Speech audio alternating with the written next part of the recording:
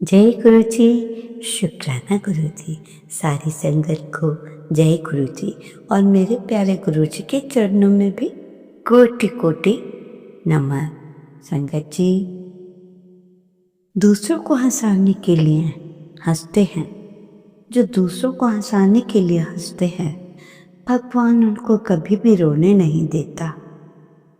और जो रोज सत्संग को सुनते रहे अगर आप, तो सत्संग क्या है, हर रोज झाड़ू लगती है, हृदय को पवित्र करता है, नया उत्साह भर देता है।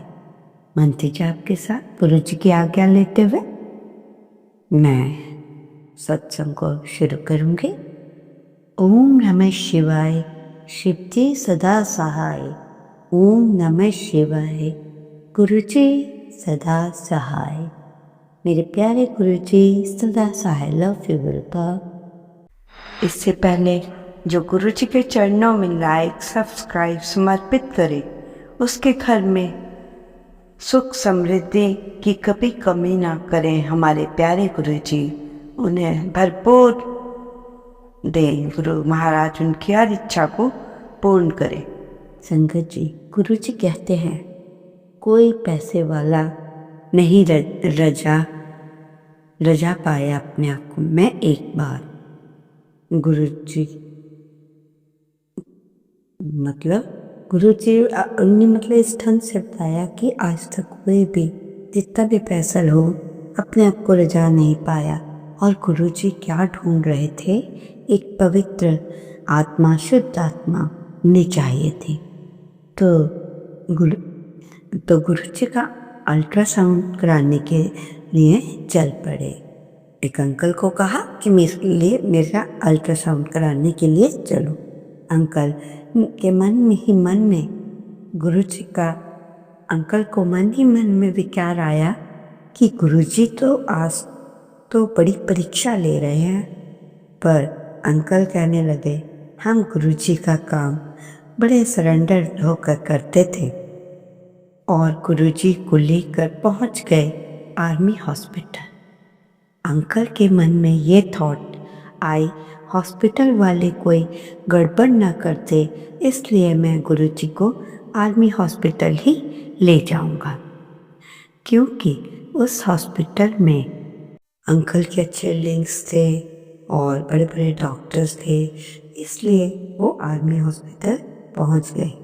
गुरु जी अंकल से बोले कि तुम जल्दी से डॉक्टर से बात करो, मेरे पेट में दर्द हो रहा है। तो अल्ट्रासाउंड के जब होना था तो गुरुजी ने कहा मैं बाहर जाता हूँ और बाहर टहल रहा हूँ। गुरुजी ग्राउंड में जल्दी जल्दी टहल रहे थे डॉक्टर के साथ। तो पेशेंट कौन है? जो डॉक्टर आया उसने पूछा पेशेंट कौन है? तो अंकल ने कहा इन्हें लेटाओ, इनका शर्ट ऊपर करो। तो अंकल बोले इनसे प्यार से बात करो, ये मेरे गुरु जी हैं, गुरु महाराज हैं। और तो गुरु जी ने बोला दरवाजे पे कुंडी लगाओ। और तो अंकल ने कुंडी लगा दी। जैसे ही गुरु जी ने शर्ट हटाई, वैसे ही पूरे कमरे में गुलाब के फ्रेगनेंस से भर गया। गुरुजी उठे और कहा तू मेरा क्या अल्ट्रासाउंड करेगा? मैं तेरा ही स्कैन करूंगा। तू तो अपनी वाइफ से लड़ाई करके आ रहा है ना? तेरे 2 बच्चे हैं जो तेरी सुनते नहीं। तो वैसे तो दरवाजा खोला, तब डॉक्टर ने कहा गुरुजी देखा दरवाजा नहीं खोलना कि सब बाहर बैठे हैं। मतलब जब अंकल की गुरुजी खड़काई कर रहे थे तो अंकल को लगा कि मेरे साथ के सारे ऑफिसर्स बाहर बैठे हैं। तो उन्होंने कहा कि दरवाज़ा न खोलना, सब बाहर बैठे। तो उन्होंने कहा कोई बात नहीं, मैं तुझे ब्लेस करने के लिए आया हूँ। तुम इतने भाव प्रिय हो, यहाँ तुम्हें आना पड़ा। डॉक्टर साहब के माध्यम से मुझे बनना पड़ा, पर गुरुजी बोले तुम संगत में आना। तो गुरुजी बोले संगत में आना और मेरा ब्लड शुगर चेक करना। तो अंकल हैं, ये सुनकर उन्हें चक्कर आ जाता है। तो अंकल बोले बोले बोलते नहीं कि, और उन्होंने क्या किया, उनके ब्लड शुगर वाले को बुलाया और ब्लड शुगर वाला आया। तो उन्होंने ब्लड शुगर चेक किया, ब्लड शुगर 28 और न हो गया। और वो बहुत देर तक रिपोर्ट लेके नहीं आया। तो गुरुजी बोले ब्लड शुगर वाले को देख कर आओ। तो टेक्नीशियन बड़ा परेशान था कि इतनी 28 ब्लड शुगर में तो आदमी सरवाइव ही नहीं कर सकता।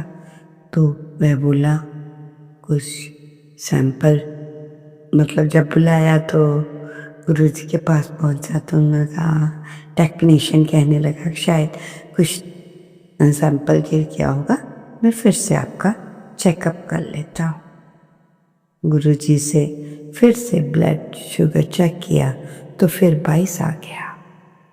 और उसका भाव, उसने कहा इतने समय में इतना कैसे हो रहा है ये सब। गुरुजी आज तो मतलब देखो संगत जी, उसके बाद तो क्या ही होगा आप सोचो। ये कहकर गुरुजी ने कहा चलो हम चलते हैं। तो फिर गुरुजी अंकल ने कहा चल, अंकल ने कहा कि नहीं नहीं, उस टेक्नीशियन को बुलाओ। और इतने पहले वैसा मैं यहाँ काम कर रहा हूँ, इतने समय से मैं, टेक्नीशियन कह रहा है ये वर्दी कि मैं इतने समय से काम कर रहा हूँ, कभी ऐसा नहीं हुआ। मैं तो रोज साइकिल पर आता हूँ, मैंने आज तक 1 रुपए की भी चोरी नहीं की। मैंने तो अपना ब्लड शुगर चेक नहीं कर सकता अब तो। और वो रोने लगा दोबारा जब गुरुजी ने कहा आर्मी हॉस्पिटल में तो मैंने अपनी जिंदगी बिता दी है। ये सब बातें सुनकर गुरुजी ने उसे अपने सीने से लगा लिया और कहा आज के बाद तुम साइकिल पे नहीं आओगे, तुम गाड़ी में आओगे, कार में आओगे। और देखो गुरुजी की वर्डिंग संगत जी। और जब भी तुम मेरे आश्रम आना, तुम अपनी कार में ही आना। और तुम्हारे 2 बच्चे हैं ना, जो एक डॉक्टर बनेगा और एक इंजीनियर। देखो संगत जी कितने सारी ब्लेसिंग्स उन्हें दे रहे हैं गुरु महाराज। और आज के बाद ये वक्त खत्म हो गया, तुम्हारा बुरा वक्त। और पता दिन बाद जब वो गुरुजी के आश्रम में टेक्नीशियन गया तो अपनी ही कार में गया। आज वो बहुत खुश है अपने गुरु महाराज जी के साथ। जो जो गुरुजी ने कहा सब वही हुआ। अब तो वो गुरुजी का एक बहुत बड़ा ही भक्त है। ये सब कहने के बाद तो गुरुजी ने अंकल से कहा आज तो मैं आइसक्रीम खाऊंगा, वो भी इंडिया गेट पर। तो अंकल ने कहा कोई बात नहीं, आप अपने आइसक्रीम खा लेना।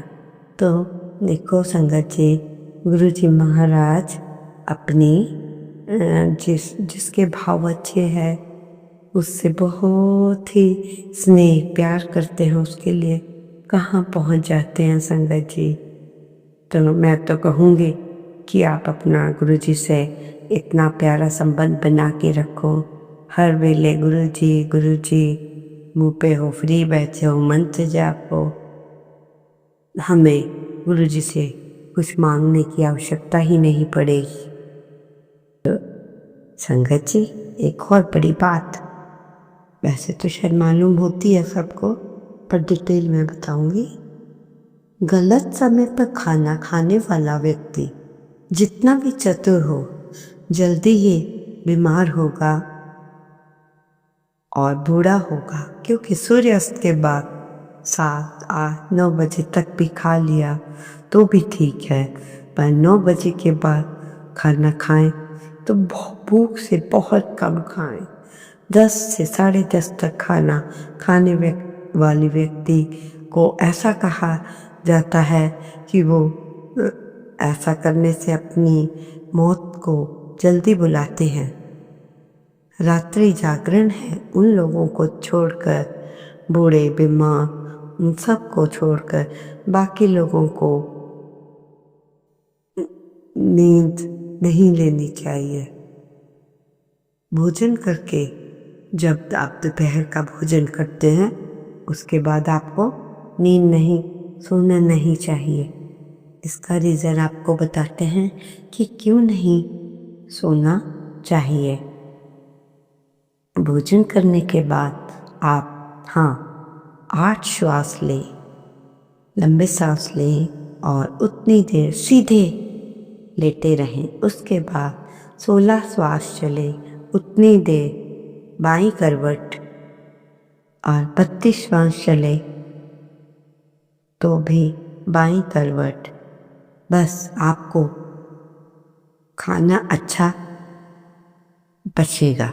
अगर आपका खाना नहीं पचता तो सूर्य की किरणों में बैठे और एक सूर्य मंत्र बोलिए, और उससे जो सूरज की किरणें हैं ना, वो आपकी नाभि पर पड़नी चाहिए। आपने क्या मंत्र बोलना है, ध्यान से सुनिए। अगस्तस्य कुंभकर्ण च शनि षड्बाल जलम आहार परिकर्य संवेद भीमम च पंचजम। एक घड़ी का कांटा घूमता है, उससे उल्टी रेखा में हाथ में घुमाओ। जैसे एक घड़ी का कांटा घूमता है, उससे उल्टी, मतलब उसके उल्टी साइड पर हाथ से घुमाओ, और बायां हाथ घुमाओगे आपका पाचन तंत्र ठीक हो जाएगा। अगर फिर भी पाचन तंत्र ठीक ना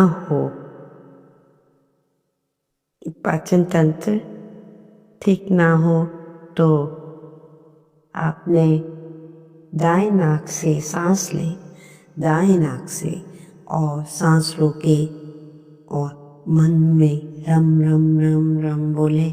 ऐसा 5 बार करें। 10-15 मिनट बाद भोजन करें, खाना अच्छा पचेगा। अगर हो सके तो एकादशी का व्रत करें। कई लोग ग्रहण के समय भोजन करते हैं, वो लोग बीमार ही रहते हैं।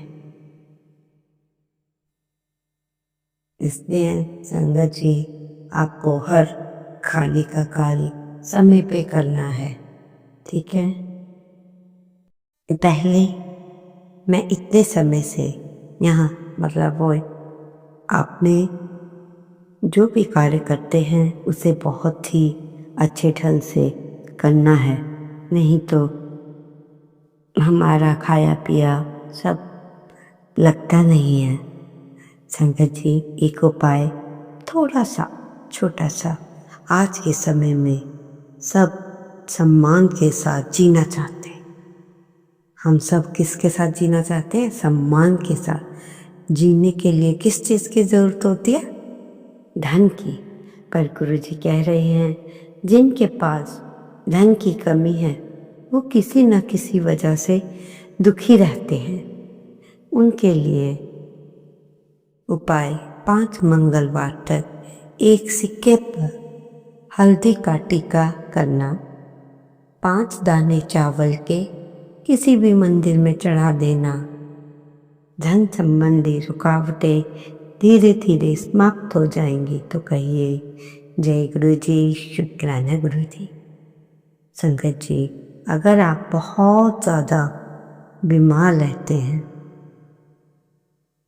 क्या कहते हैं, बहुत ज़्यादा बीमार रहते हैं, तो क्या करें।